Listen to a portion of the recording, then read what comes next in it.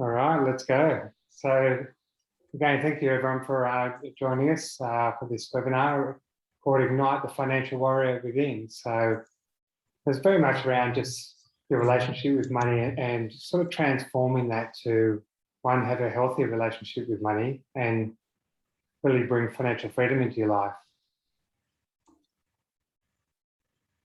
I want to introduce Marianne Hines. So she's the founder and CEO of Quantum Leap Global. So it's great for Marianne to help me out here. So thank you for that. I'll be reading all your questions and any comments that you have to help support Mick while he runs the webinar. Mick, did you want me to start off with an acknowledgement of country? That'd be great. Thank you. All right. First of all, a massive welcome to everyone. It's great to have you on to this webinar tonight. I wanted to do an acknowledgement of country. We acknowledge the traditional custodians of the lands and waters where we live and work, and pay our respects to the elders, both past, present and future. Thank you. I just want to set some intentions for the next hour, so a little bit less than that. So my intention is to really share some keys and practices really to connect with your inner self and look at what might be holding you back in regard to your relationship with money. And then look at sort of guides and tips on how to create financial freedom in your life. So I'm just going to give what I've got. So I'm going to share any insights that I've got, questions that come up there. I'll do my best to answer them and really make this an experience where you can take away not only an awareness, but really a transformation. You can actually take something away and do something tomorrow to improve the relationship with money. We're going to do a practice around visioning, which is quite powerful, so I'm looking forward to that. This is really a safe place for everyone to learn. Be curious, explore, and look to grow. We're going to have a bit of fun as well, and I'm sure Marianne will bring that. So definitely like to have fun. And at the end, we've got a special offer because it's all well and good to have this sort of awareness and education side. We're really looking at transformation. We want people to take the next steps and really create that financial freedom, that financial wellness in their life. Mick, it might be worth mentioning too that all participants are not on camera and they're muted. This has been a decision just to keep confidentiality as people listen and do any of the practices in private, but you can use the chat button to share your thoughts and respond to any questions Mick might be asking you. There's also a Q&A button at the bottom of the screen, so feel free to put your questions in there and they will be answered and then shared with the group as well. So before we start, what I thought we would do is just get something from you in regard to what's one thing that you want to take away from this webinar. So again, I'm grateful for your time. Ideally, you're in a quiet space, turn your phones off, but what's one thing that could really, you'll look back and go, well, I really needed that, and that sort of supported me in regard to my journey on financial freedom. If you want to put that in the chat, that would be fantastic. Thanks. And while Marianne's looking at that, I'll just go a brief background. So many years in the financial planning industry. I've dealt with money most of my life, whether that be in banking, financial planning, property, finance. But what I didn't understand is my relationship with money and how that's affected me. And I'll go through some stories around that later. But what I do now is that work with people not to go through the same journey that I've been, same pathway that I've been. So I look at their behaviours, their beliefs, and how that's playing out in their life, the patterns, what that's created. But I also look at their whole financial situation. So I call myself a financial strategist as well. And that's really bringing in the right people at the right time to support my clients in regard to whatever financial freedom means to them. And why do I do that? So it's really what I was working with a client the other day, and I just want to share it with you, is that she felt a bit embarrassed around where she was at in life. She felt she was really behind the eight ball. And with that embarrassment, she didn't reach out to seek guidance from a financial planner or look at their mortgage situation. And it was very much around, I can hold the trust there because I'm doing the coaching side of it, but also bringing in a team that's non-judgmental. So I work with planners around Australia, I work with finance brokers, I work with brokers in regard to business owners, and they're trying to grow their business, and really get the right people in front of you that aren't judging you, that are there solely to support you to achieve your financial freedom. So that's been a discovery for me in regard to learning that that's really what people want. And people don't want to be judged. It was her comment that really struck a chord with me, which is, I know my situation. I don't need to go somewhere for someone to tell me that you've got a lot of work to do. I want help. I want support, and I don't want to feel judged. So we've had Heath has said that he wants to better understand his clients.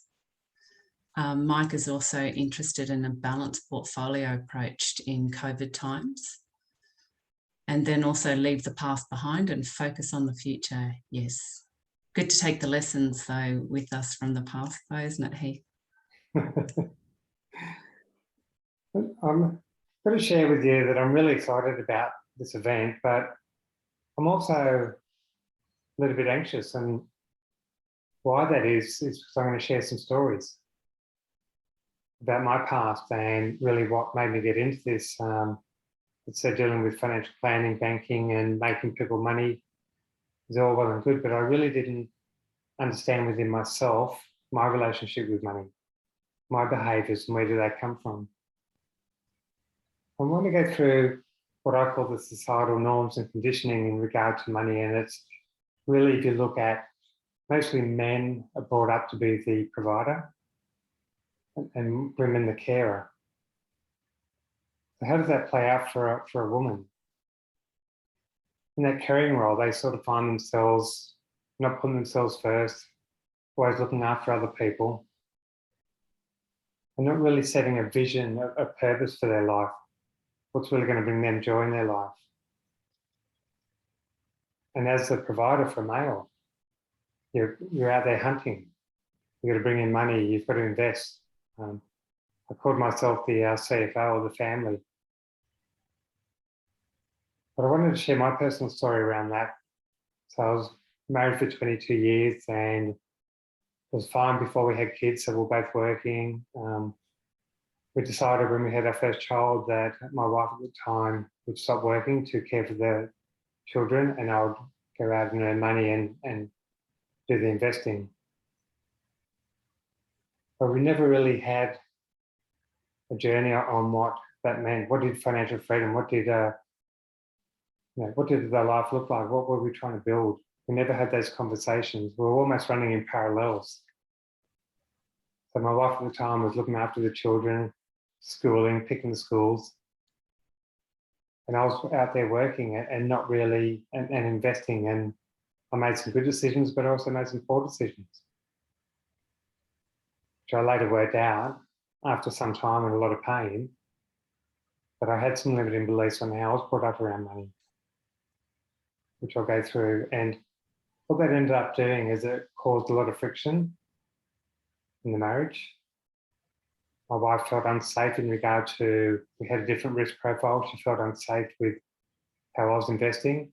Again, I made some poor decisions and it really drifted apart in regard to our relationship. And we now know, the research that I've done is that financial stress is one of the leading causes of relationship breakdowns. So I'm remarried and Marion's my wife, but I remarried and we make joint decisions. We've actually worked out what our life looks like, where we're heading, what's our roadmap. We've got a clear vision and we make decisions together, collectively, in regard to what that looks like. So if we're going to take on any risk or do any investment or work-wise, what we're doing even in the business, we talk about it. we're on the same page. It just makes such a difference moving away from that societal norm and that conditioning and really working in partnership to sort of create that life that we really want. I want to go through I've got ages 0 to 7 and what does that mean? So a lot of our upbringing in regard to money is really conditioned from generally our mum and dad. It could be other people in the family, siblings or aunts, uncles. And if you look at the time between 0 and 7, our conscious mind hasn't formed. So whatever we hear, whatever we see or feel goes directly into our subconscious mind and forms our program. And if we look at how we lead our life, 95% of our life, if not more, is run from our subconscious mind. So in a sense, we're almost on autopilot. That can be great if you're brought up and there's abundance and that you feel worthy and you feel loved, and that's fine. But what if you're brought up in scarcity, not enough, not feeling worthy? This is the second story. It's probably the more vulnerable one, but so we had 4 children, mum and dad. Dad left us at a fairly young age, and mum did it hard. She had a part-time job, and food was scarce, so we just battled through, and that's how I was brought up. That's what I remember growing up. That money was hard to come by. Money was tough. But what that did is that created that scarcity in my mind. And it created that financial stress. I had financial stress in my life. Even when I was doing well in my career, I still had this financial stress in my life. But over time, that affects your health and your relationships. I talked about our relationship before, but in regard to my health, what I found was that I started to, I'm going to say 20 years ago, started to suffer from anxiety. And then about 5 years later, I went down the path of depression. And then about 5 years after that, I was diagnosed with fairly aggressive prostate cancer, which I'm over. So I'm very healthy, but this is having this stress in your body. So I had cortisol flowing through my body for 20 years. And what does that do? It puts you in that fight or fight mode.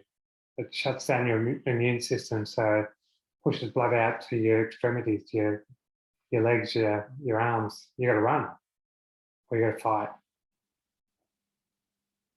But what it does at the same time is, as I said, shuts down your immune system.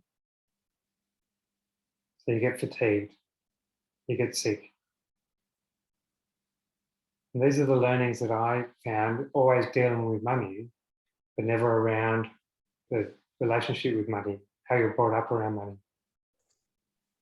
your beliefs, your behaviours, your habits around money. Like I said, it's great to have the development perspective as it addresses the foundation. Very true, Mike. Yeah, that's what I say.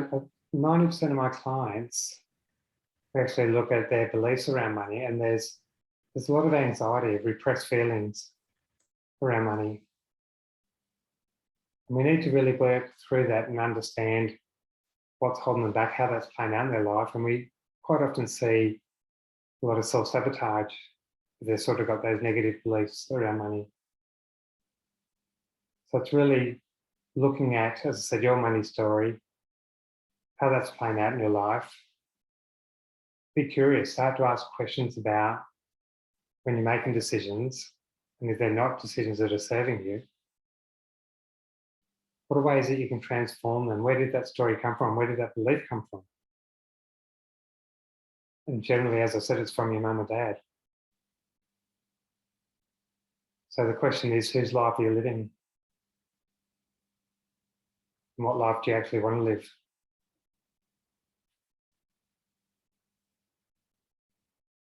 Let's see who can relate to this. This is one of my favourite slides. So people relate to earning good money, which I hear quite a bit. I earn good money, but I don't know where my money goes.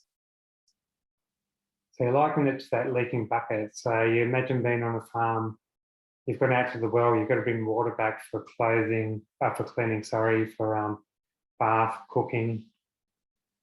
You look at that bucket there, by the time you get back, there's nothing left. So what do? Go back out there and just continue that journey going back and forth. And this is what we find with people in their life. Because they're earning good money, but they don't know where it's going, they don't understand the flow of money, they just never seem to have enough. Or they're actually going down that credit card cycle to live their life, which is a bit of a slippery cycle, because then before you know it, you've got $20,000 in credit card debt, and the interest rate, 25%, you're always just paying off interest, you're never getting ahead.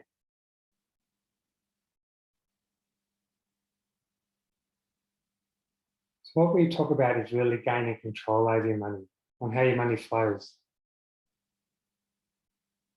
And I've got to say that one of the words that I really don't like is the word budget.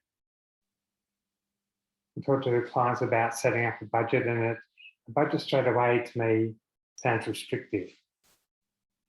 And it's looking in the past. So if we fill in the budget, we're going, well, how much do you spend on coffee? Yeah, it's this. How much do you spend on your home loan? It's that. How much do you spend going out? It's this. So there's nothing about any intention around that. And to sit down and actually have what I call the intentional spending plan, it's really you being empowered about where your money flows. I just want to share a story around that, on how powerful that actually is. So sat down with the client, and as I said, went through their money flow, looked at what they're paying on their home loan, and it was well above what they should in regard to the market. So we made a phone call, got the loan interest rate reduced there, it saved them about $8,800 each year in interest.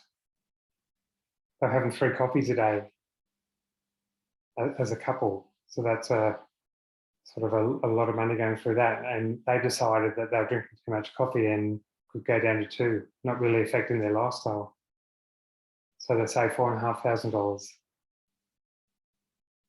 And they had a look at other spending where we could actually bring that down and not really affect their lifestyle. And we came up that they had a saving of $14,000 a year just by being intentional. Really understanding what their needs are and what they want, and really exploring that. So I've got a question for you. With $14,000, what would you do with it? Would you go on a holiday? Would you pay off debt? Do you want to put something in the chat there? And I noticed there was a question, Marianne. Invest is one of the responses. Now that the Queensland borders are open, I personally go to Queensland to see my family. And the last point I want to make on that is really setting up different accounts for what you want to achieve in life. So it's from the Barefoot Investor, I stole it. But it's really, you've got money flowing in, and if it just goes into that one bucket, money is just going out everywhere. But you can set up different bank accounts for your holidays. You spoke about going up to Queensland, emergency funds. If something happens that you feel in control, you feel confident that something happens, you've got money set aside for those emergencies. You want to buy a car. You want to retire. Some of the other ones have been invest in my business, contribute to my super, Yeah. overpayment of my mortgage. Yeah. I give a portion to charity, love that, I currently do, and allocate to other longer term goals like holidays and cars. Isn't that great? There's some really good examples there, Marianne. So thank you for sharing that in the chat. So what it's doing is it's giving you choices.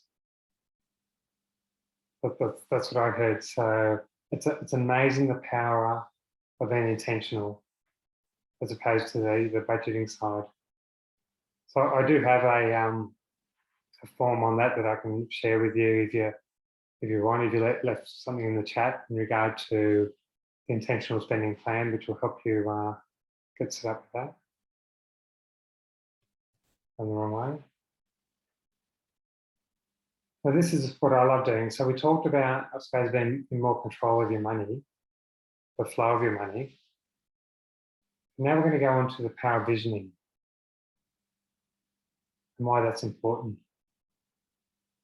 And I want to do it a bit differently. So generally speaking, if you go to a financial planner or if you're looking to retire, you'll need a lump sum of money, call it $2 million, call it $3 million, to retire comfortably. So you're looking at where you're at and you're going, well, like it's all money. I don't have a great relationship with money anyway. I feel overwhelmed by that. So what do? Maybe nothing, maybe take some advice. But I want to start challenging you in regard to visioning with what I call the 5 L's. And hopefully you've got a pen and paper. I want you to write in 10 years' time, where do you want to live? What do you love doing? What makes you laugh? What do you want to be learning? That's either business development still or personal development, doing courses. And your legacy. So legacy is in 2 parts. So the legacy to me is what people will talk about you. But it's also setting up potentially a nest egg for family in regard to their future.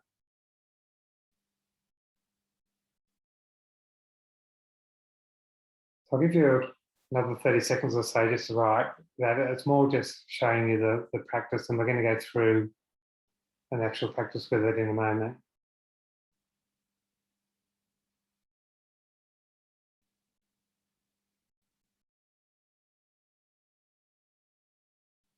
So we're going to use just one example. So we're going to do the... Sorry, I was on mute. I was reading out. I did the famous, I'm on mute. So we've got travel. Mike loves the 5 L's, great list. L's for list. Want 2 homes, one in Queensland for the cooler Sydney months, and my current home in Sydney. Yeah, I love that too. Art and writing plus current type of work. Travel, more study. Great. Oh, great. All really good ones. So what I'm going to do is just now go through an exercise, and how this works with, it's a little bit different in regard to how I normally do it with my clients. So we would go through each of these and put ourselves in 10 years' time and actually be there, and then we record it. We get to sort of play that back, which is so powerful. But for this exercise, we'll just look at the live one, and with your permission, and again, if you feel comfortable, I want you to close your eyes.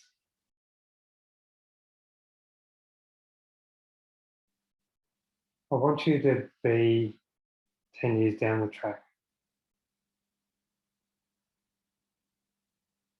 I want you walking in that front door.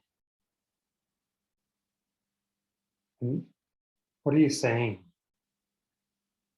Is it on the beach? Is it in the countryside? Look at the beach analogy. You're seeing beautiful sort of windows, floor to ceiling. You can look out, you can peer out there, you can see the waves rolling in. You can see natural light flowing through the house. It's a beautiful open house with a really warm kitchen. We also want to bring some more senses to it, so it really empowers the vision, and it's a really whole of body experience. So what are you feeling?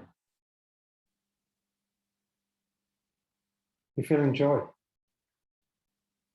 You've got a calmness. You're peaceful. You're happy. And then what do you smell? You, again, will take the beach analogy. So you can smell the salt air. You've got family over, all in the kitchen. It's a Sunday afternoon and you're cooking a roast. You can smell the food. You can smell that roast lamb and the baked potatoes just wafting through the house.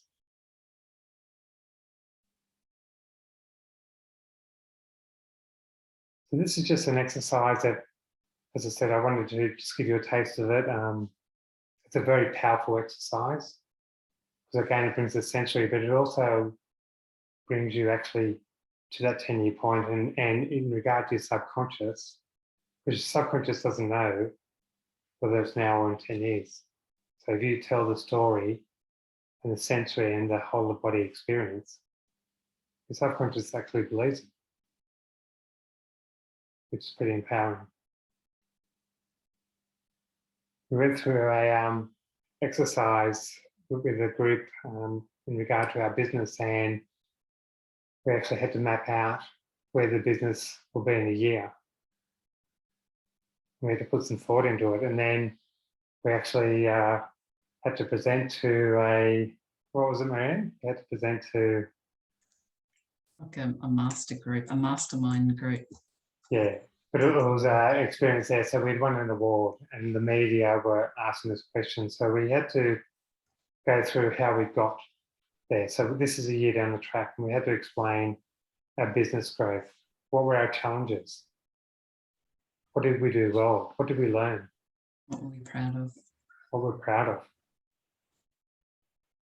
It's probably one of the most empowering things that I've ever done because it really shaped some of the things we're doing now. We're in that moment and it empowered us to actually be more intentional, make better decisions every day in regard to where the business is going. And even before this webinar, I actually visioned the energy, visioned us all together and ideally providing value to you and making a difference to you. We'll find out then in the survey if that happens. That's why I thought I'd better share that. So.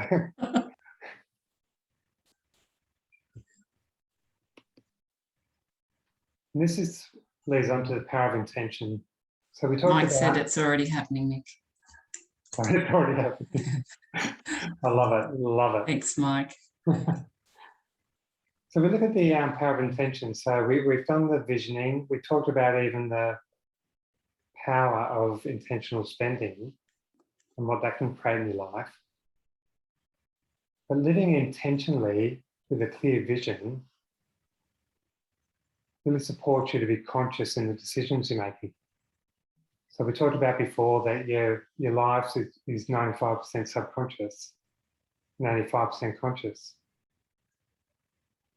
But imagine having that clear intention, clear vision of what you want, what's going to bring you joy in your life, and then really making decisions really aligned to that vision, really aligned to what makes you happy.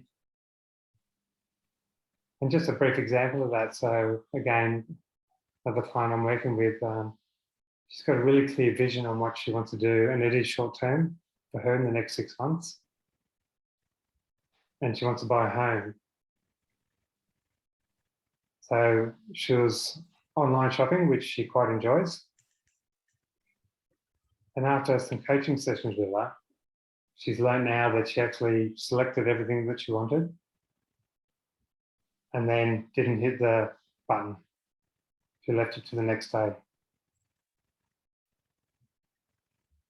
What that gave her time to process, is that aligned with my vision and my goals? And she decided it wasn't. So she deleted it. So it wasn't a spur of the moment thing. And because she's so intentional, she's put out to the universe that she really wants to save up as much money as possible. And she was approached by another company that she does project work, and it's a startup, and the CEO rang her up and said, can you do some work for us, which won't affect her current role, and we'll pay you in a sense whatever, because you're great and we need you. And then she brought it back to her intention. And her intention was to save as much over the next 6 months in regard to supporting her buy the home that she really wants. So she said yes. Nathan shared that if you don't have a vision of where you're going, if you don't have a goal of where you go, you drift around and never end up anywhere. Very true, Nathan. It is very true. And isn't that funny that you said that? And I appreciate that, Nathan, because a lot of people are just on this journey of life and just going through that, as you said, without the vision, without the purpose, without intention. And then they look back at the last 10 years and just not really, that they're looking going, what have I done? I've just sort of been on autopilot, floating through and not really creating the things that I want in life. Reactive rather than proactive.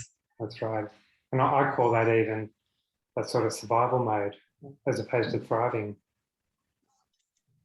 There's a big difference between always being in that survival mode, which again goes back to our subconscious, and then being intentional, being conscious, and living in that thriving mode. It's a big difference in regard to mindset. It's a big difference in regard to energy, relationships, and health.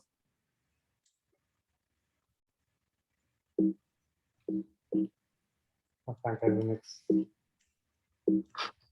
slide. Maybe just tap on it, it might work. Sorry. There you go. Okay. So I spoke about it at the beginning, and I have put some special offers together, and I've done it on purpose.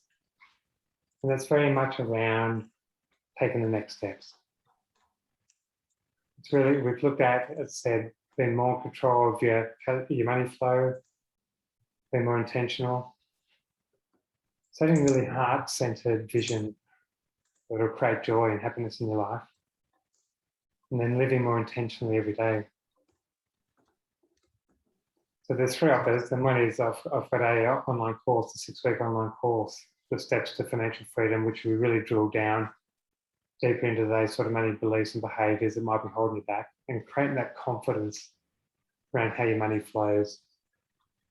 I'm really working hard to establish those heart-centered goals. So we've got a 30% discount there. There's a link which I'll ask Marianne to put that link in the chat as well, if you could. Okay. There's also free access to take the money quiz. And why would you do that? It really illustrates all the emotions, the beliefs that you have around money, and starts to really, you get an understanding of your different money types and how that's playing out in your life. The one that I see most is what I call the victim money type, where they're always looking for someone else. They've got a story, they're stuck in that story. And they're always just looking for someone else to save them. And the problem is that's not going to happen. But because it's below consciousness, because it's in our subconscious, that's how we're going through life. So this really, again, creates that awareness and provides some sort of value in regard to some tips and guides on how to work through some of those limiting money types, beliefs and behaviours. You also get an opportunity to meet with me for an hour. So that's really doing that deeper dive around really what's happening with you, what's going on in your life around money. And that's sort of that safe environment, non-judgmental, to really have open and frank conversations about what is going on, and then some tools and strategies that will support you in regard to moving forward. So this is a transformational piece. Ideally, you've got to do that transformation on that visioning, went through an actual practice. But this is, as I said, the next step in regard to creating that change in your life, bring that joy, happiness, confidence to live your best life, which you all deserve.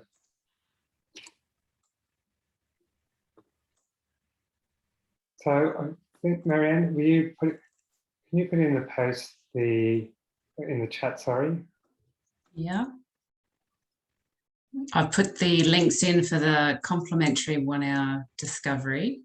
I've also got the free money quiz in there and the link to the financial freedom with the 30% discount link as well.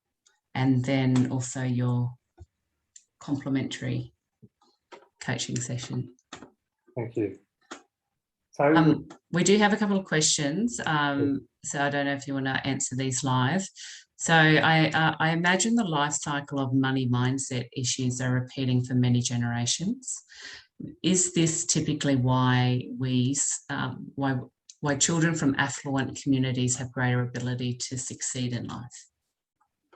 That's a really good question, and it's how, depending on how money's used for them, money can be used for power against them, and then they might have limiting beliefs around that. But generally speaking, it goes down that generational in regard to, I've got money, my children have got money, we can live the life that we want. It's a really great question. You just sort of prompted I was interviewed recently, or it was about a year ago, but in regard to financial wellness, and the lady that was interviewing me said, well, there's one thing that I just don't understand with what you're saying. She said, I've gone through a lot of financial hardship. I've really struggled in my life. And I've got a sister who, whatever she touches turns to gold. She said, so we've got the same mum and dad.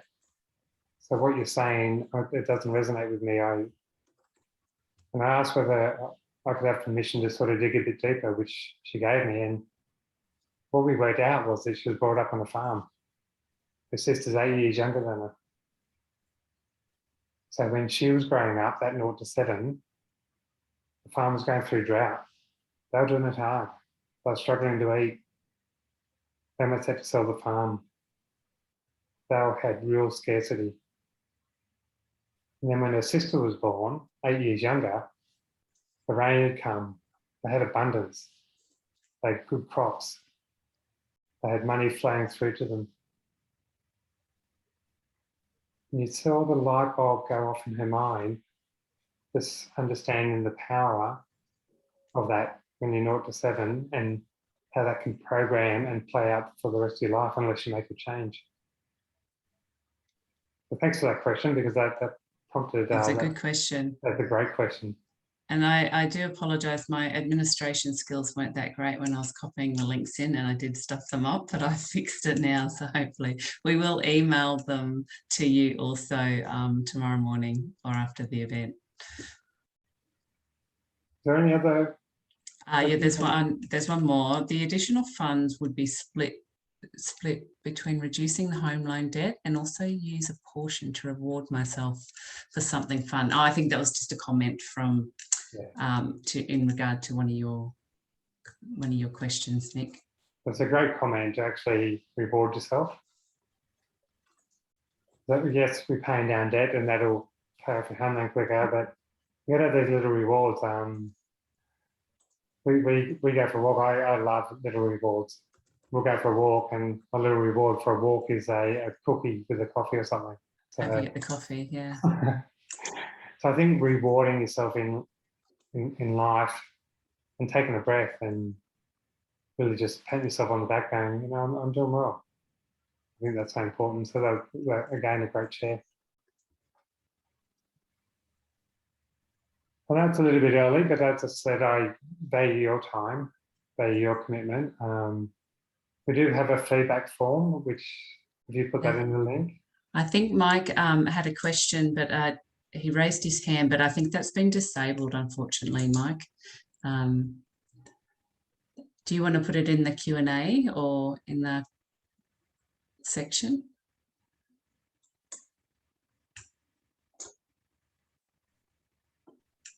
I'll just continue on and just see whether Mike does that. But yeah, the feedback form, if you either got time to do that now or copy the link and we'll send it again. Oh, okay. So I think he said he raised a question above interaction between intention and blockages. So if you have your vision correct me if I'm not explaining this right, Mike. So if you have your vision and then the intentional setting, and then if there's any unconscious, sabotaging beliefs, or, they could be non-sabotaging. Yeah. What's the workaround there, or how do you approach that? Yeah, that's a really good question. And what you need to, I suppose, look at then is when you're looking at your visioning, what really brings you joy in your life. If your subconscious doesn't believe that, it's going to self-sabotage. What would be a workaround?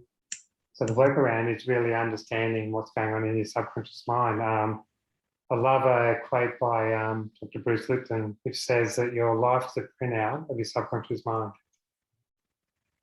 So if you feel stuck, or you feel blocked, or if you feel like you're just not getting ahead or self-sabotaging, that's where the block is. So that's what we need to work on. Look at those situations there that you feel stuck. Look at those limiting beliefs, behaviours. And it's amazing when you actually understand where they came from, and they're not even yours. You've carried them throughout most of your life. But when you understand that was the way that you're brought up, and that you can make other decisions, you can actually change some of these habits, behaviours that no longer serve you, then you free up that visioning, and you free up that intention, because you don't have a subconscious mind that's going to... So working with someone that is able to help you identify those would definitely be a way to work through them. Exactly right. Such as yourself. Yeah. And we do a lot of work around even mother-father mirroring. We do a lot of work around finding the root cause, finding where those beliefs and behaviours come from. And I know myself, I'll put my hand up there. It took me a lot later in life. I carried this for over 40 years, these limiting beliefs and behaviours, and then I looked back and saw the habits, I saw the patterns that I've created in my life. It's a pretty hard learning. I've changed it now, and as I said, we've got so much clarity around our vision and how we show up every day, but for 40 years I didn't have it. Mm. We have another question. Mick, do you have any online videos or podcasts we can share with our clients to learn more about what you do with money mindset? That's a really good question. And I'm assuming that, I'm not sure whether that's from the financial planning industry, but what Accounting. I would suggest, sorry? Accounting, yeah. Yeah. What I would suggest there, if you left the details, or I can follow that up, is that we do a live interview, which I get approached by business owners that have got clients, and we really, it's a bespoke in a sense to really understand your clients, what they're after, and add that value. So I just, as I said, it's not a one size fits all, but I'd be more than happy to explore that, because there's so much value, especially for business owners that take on more risk. If they've got those limiting beliefs and behaviours, well then we really need to support them. That's a great question.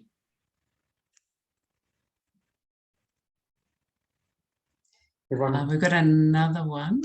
Mick, you shared with us your previous habits and patterns. What was your light bulb moment that suddenly made you understand you had money mindset issues to resolve? Yeah, it's a really good question, and it's probably a personal answer. Again, that little bit of vulnerability, but I'd worked out that I was getting sicker. I worked out that I was looking externally for all the answers. And because I was getting sicker, and because I wasn't happy, and because I was depressed, that I actually had to take ownership and look at what's going on in my life and what I need to change. And it's fairly confronting, because that's that they've been there for most of my life. And then finding an amazing partner that I could really, truly partner with, and look at their life again, that sort of brings us joy, and really be open and honest about my beliefs, my behaviours. I had a really innocent mindset where I just didn't look what was going on. They call it putting your head in the sand, and that's how I was living my life. And it's fairly confronting when I actually had to address that and say, well, that's how I have been living. Do I choose to continue that, or do I change? But I knew my health was so important. Yeah, life's good, and life can be short. We've got, thanks for sharing your personal story. Really appreciate learning about your journey and how you are helping others get through the same issues as you had. Yeah, that's great. I agree, because you are definitely not alone. I think we're all on our own journey of working through our own inner blockages and learnings and transformational growth. So thank you, Nathan.